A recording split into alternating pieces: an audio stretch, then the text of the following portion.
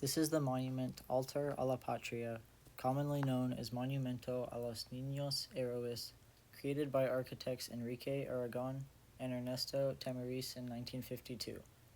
It memorializes the Battle of Chapultepec of the Mexican-American War, known as the North American Intervention in Mexico. It depicts the legendary 6 young cadets who allegedly died defending the castle at Chapultepec in Mexico City. Chapultepec was the location of Mexico's first military college.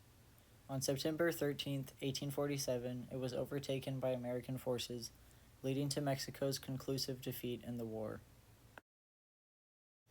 Today, this location at Chapultepec Park is home to multiple monuments dedicated to the Battle of Chapultepec and the boy heroes. This memorial, Obelisco a los Niños Héroes, designed by Ramon Rodriguez Arango, was inaugurated in 1882.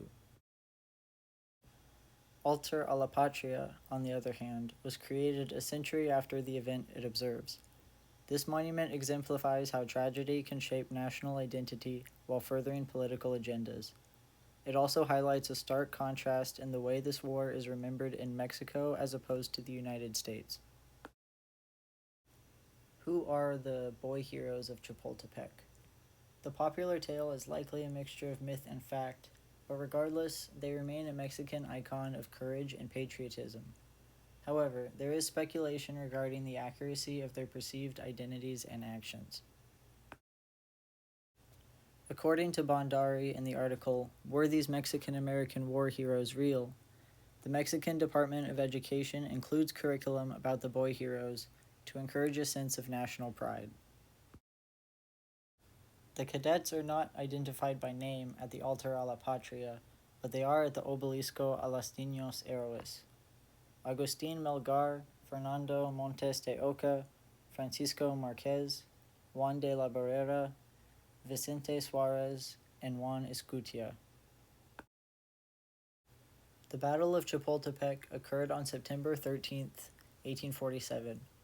According to Notes for the History of the War between Mexico and the United States, General Santa Anna ordered Mexican troops out of the military college, possibly in an effort to flank American troops or draw them away from Chapultepec.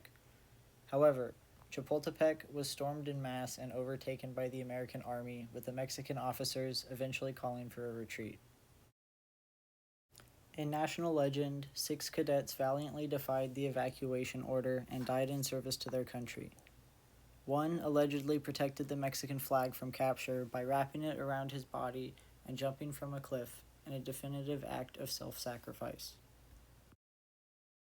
According to Van Wagenen in Remembering the Forgotten War, these narrative details are speculative, but historical records document the many casualties of the battle. Some include witness accounts of soldiers falling from castle walls. Van Wagenen interprets this record from an American soldier as a possible link to the tale of the boy heroes. The soldier writes, quote, "The advance continued to the rampart, where our defenders, astounded by the bombardment, fatigued, wanting sleep, and hungry, were hurled over the rocks by the bayonets or taken prisoners. A company of the New York Regiment ascended to the top of the building, where some of the students still fired, who were the last defenders of that Mexican flag, which was quickly replaced by the American." End quote. After the war, there was a public demand for recognition of this tragedy. According to Van Wagenen, Jose Tomas de Cuellar, a former military college cadet, published a poem urging the public to honor the young cadets who died. Support for this effort grew, but formal memorialization of the Battle of Chapultepec would not happen until it became politically strategic. Van Wagenen asserts that General Santa Anna suppressed acknowledgement of the defeat at Chapultepec, since the failure was attributed to him and damaged his reputation. In following years, memorialization was further prevented under the rule of Emperor Maximilian during the French intervention. In 1871, under the presidency of Benito Juarez, following the execution of Maximilian, veterans of the North American intervention formed the Association of the Military College. The organization successfully petitioned Juarez to formally recognize the battle at Chapultepec, resulting in September 13th being declared an official holiday. It also became annual tradition for the president to attend and support public mourning ceremonies. This contrasts the organization's short-lived American counterpart, the National Association of Veterans of the Mexican War, which failed to establish a formal memorial or release a written history of the war. This set a precedent for how this war would be historically remembered by each country. The conclusion of the war led to the United States fulfilling its imperial goal of manifest destiny, and conflict over the legality of slavery in newly acquired territory directly sparked the American Civil War. Despite this impact, the Mexican-American War is not acknowledged nearly as often or as thoroughly in the United States as it is in Mexico. The Association of the Military College was largely responsible for gathering these war records, and they had a great impact on how the boy heroes of Chapultepec would come to be recognized.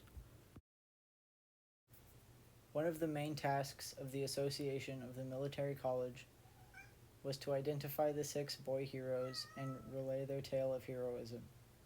This tale had various versions, with different narrators taking some creative liberties. Initially, the cadet Melgar was credited with the sacrificial leap from the castle, but this was later changed to Escutia. Another account, written by Emilio de Castillo Regrete in 1890, as sourced from Remembering the Forgotten War, omits the identity of the soldier entirely. Quote, "The old god of war, Huitzilopochtli, inspired our youth to valor. One of them wrapped the tricolored flag around himself, and pierced by enemy bullets, hurled himself from a peak."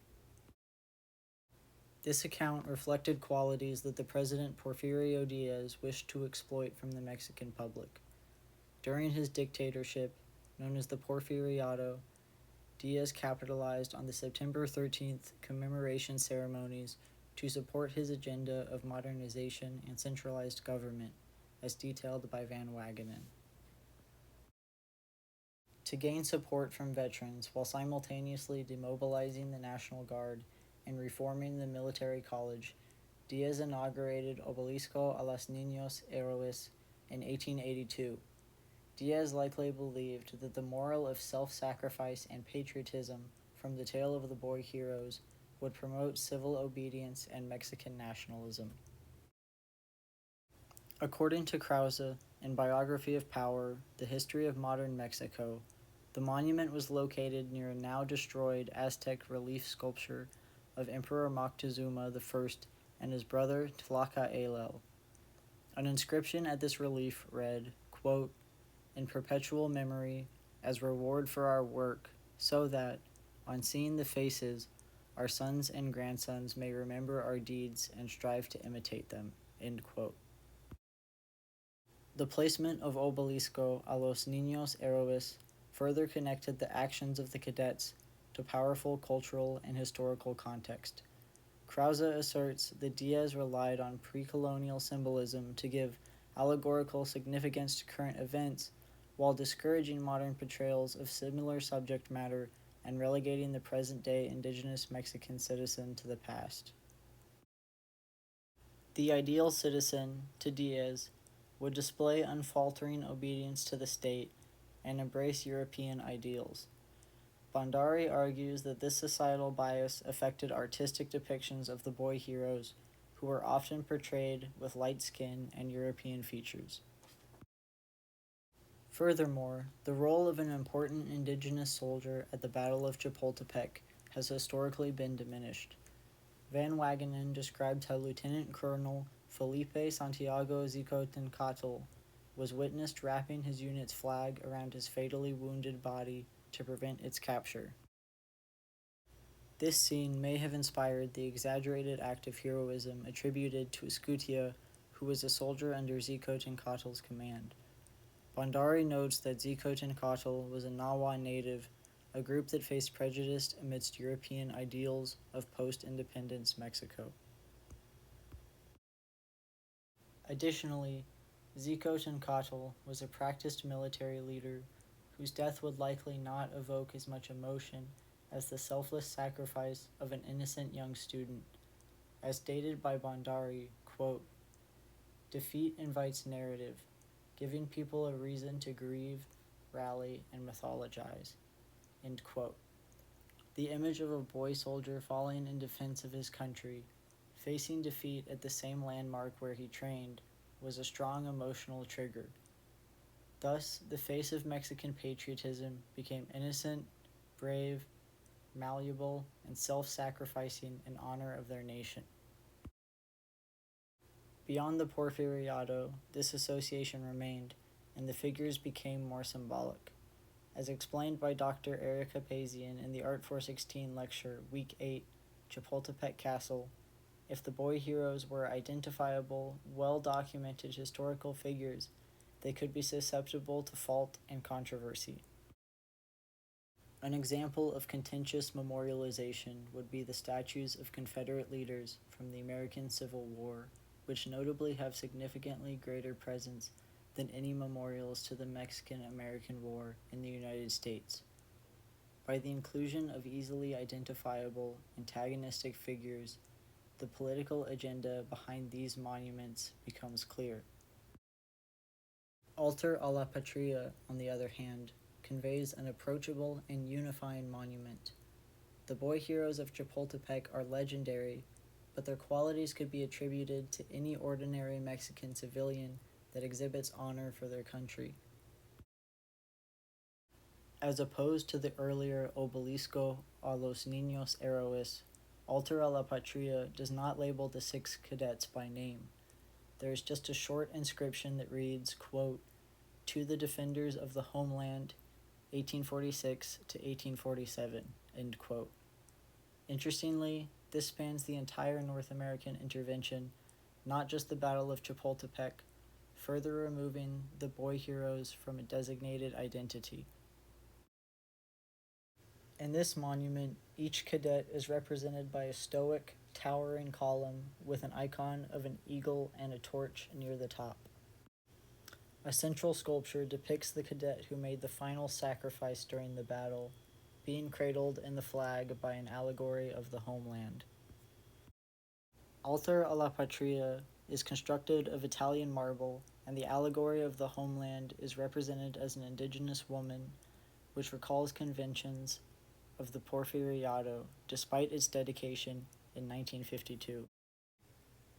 The monument includes some cultural symbols, but is generalized in a way that does not immediately allude to political context outside of expressing a sense of national identity and pride. Over time, effort has been made to clarify the events at Chapultepec, but the tale of the boy heroes in particular remains unconfirmed. Therefore, the identities of the cadets has arguably become less significant than the mythical ideals they represent. The boy heroes are valiant and honorable while remaining youthful and innocent, ready to serve their nation in whatever capacity it requires.